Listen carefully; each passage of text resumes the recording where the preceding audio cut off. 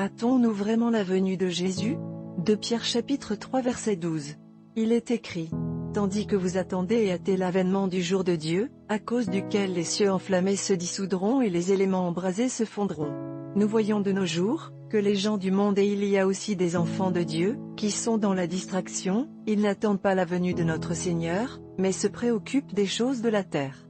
Dans Matthieu chapitre 24 verset 38. Il est écrit que les hommes mangeaient, et buvaient, se mariaient et mariaient leurs enfants, et nous voyons aussi dans Luc chapitre 21 verset 34. Il est écrit: prenez garde à vous-même, de crainte que vos cœurs ne s'apesantissent par les excès du manger et du boire, et par les soucis de la vie, et que ce jour ne vienne sur vous à l'improviste. Vivons-nous vraiment comme demande la parole de Dieu, ou vivons-nous comme les païens dans la précarité, dans l'inquiétude, et dans les excès? Sommes-nous dans la distraction? Si oui, nous devons revenir à Dieu et nous repentir.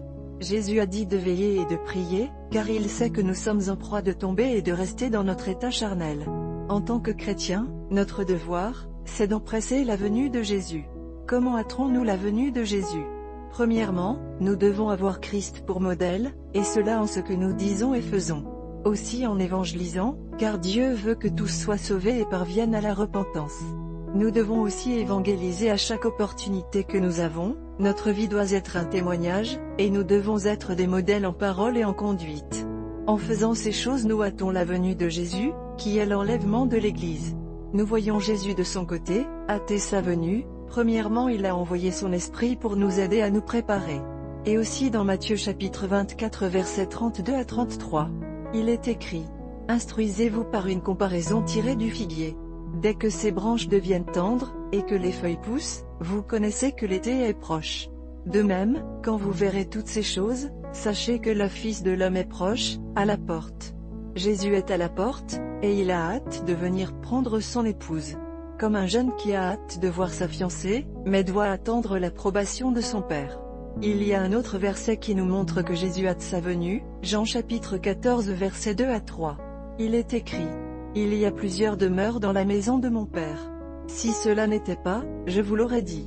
Je vais vous préparer une place.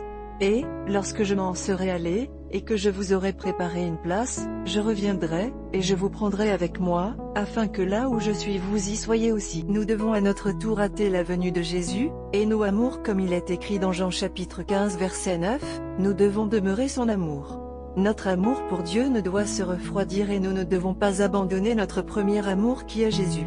Et comme nous aimons Jésus, nous devons aussi aimer notre prochain, et si nous aimons vraiment notre prochain, nous ferons de notre mieux pour lui partager la bonne nouvelle de Jésus.